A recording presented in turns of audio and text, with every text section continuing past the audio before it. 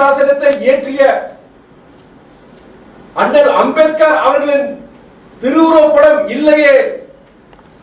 புரட்சியாளர் அம்பேத்கரின் படத்தை நாடாளுமன்றத்தில் வைத்தால் நாடாளுமன்றம் தீட்டுப்படுமா என்று அன்று நாடாளுமன்றம் அதிர வைக்க முழங்கி அன்றைய நாடாளுமன்றத்தின் மனசாட்சியை தட்டி எழுப்பி அன்றைய பிரதமர் சமூக நீதி காவலர் திரு VP சிங் மூலமாக அண்ணல் அம்பேத்கரின் திருவுருவ படத்தை திறக்க வைத்தவர் நம் தலைவர் வைகோ ஆவார்.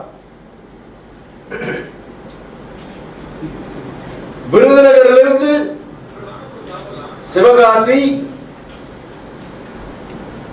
ராஜபாளையம், தென்காசி வழியாக கொல்லம் செல்லும் ரயில்கள் பயன்படுத்தும் விருதுநகர் கொல்லம் அகல ரயில் பாதத்தை திட்டத்தை அன்றைய பிரதமர் அடல் பிகாரி வாஜ்பாய் மூலம் கொண்டு வந்த மக்கள் சேவகன் நம் தலைவர் வைகோ. டிக்கெட் பரிசோதனையாளர்கள், ரயில்வே டிக்கெட் பரிசோதனையாளர்கள் TTR அவர்களுக்கு இன்று ரயில்களில் படுக்கை வசதி, பெர்த் வசதி இருக்கிறது என்றால் அதற்கு காரணமானவர் மக்கள் சேவகன் நம் தலைவர் வைகோ. நம்முடைய தொப்புள் கொடி உறவுகள் ஈழத் தமிழர்களின் உரிமைகளுக்காக நாடாளுமன்றத்தின் வரலாற்றில் அதிக முறை சிறப்பு கவன ஈர்ப்பு மசோதாக்களை, தீர்மானங்களை கொண்டு வந்தவர் நம் தலைவர் வைகோ. ஈழத் தமிழர்களின் குரலாக, மேதகு ஐயா அவர்களின் குரலாக நாடாளுமன்றத்தில், ஐநா மன்றத்தில், மக்கள் மன்றத்தில் ஒலித்தவர் நம் தலைவர் வைகோ ஆவார். 1978ஆம் ஆண்டு அவர் நாடாளுமன்றத்தில் முதல் அடியெடுத்து வைத்த பொழுது, அவர் கன்னி பேச்சை உரையாற்றும் பொழுது அவருக்கு ரயில்வே துறை அமைச்சகத்திலிருந்து அனுப்பப்பட்ட ஹிந்தியால் எழுதப்பட்ட அந்த கடிதத்தை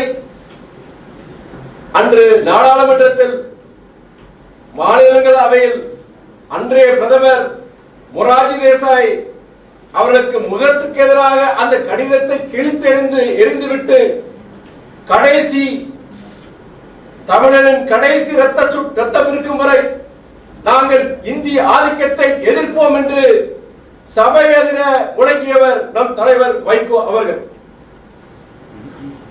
அவருக்கு வயது 81.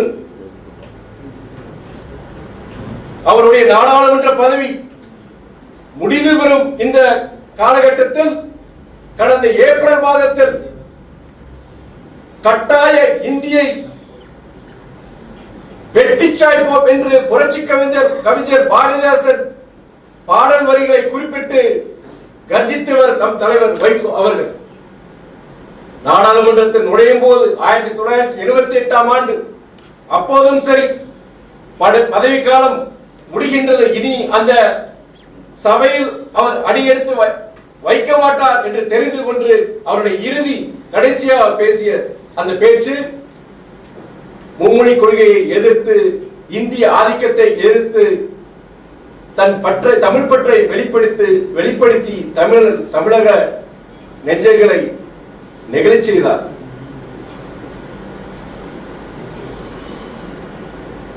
நாடாளுமன்ற வரலாற்றில் பார்லிமெண்ட் டைகர் என்றால் அது திராவிட இயக்க போர்வால் தலைவர் வைகோதான்.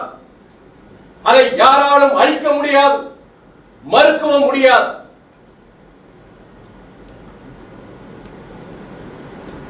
பொன்குடம் உடைந்தாலும் அது பொன்குடம் தான்.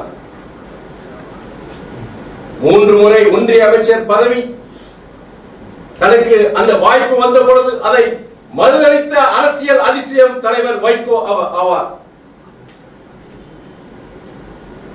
மக்கள் பணி, மக்கள் தொண்டே, பொது வாழ்க்கையின் அடிப்படை பண்பு என்று செயல்பட்டு வரும் மறுமலர்ச்சி திராவிட முன்னேற்ற கழகம் என்ற உன்னதமான இயக்கத்திற்கும் அதன் தலைவர் வைகோவிற்கும் பதவி ஒரு பொருட்டல்ல.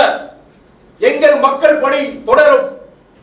திராவிட இயக்க போர்வால் தொடர்ந்து சுழலும். தமிழ்நாட்டின் குரலாக தொடர்ந்து ஒலிக்கும். இதையும் கடந்து செல்வோம்.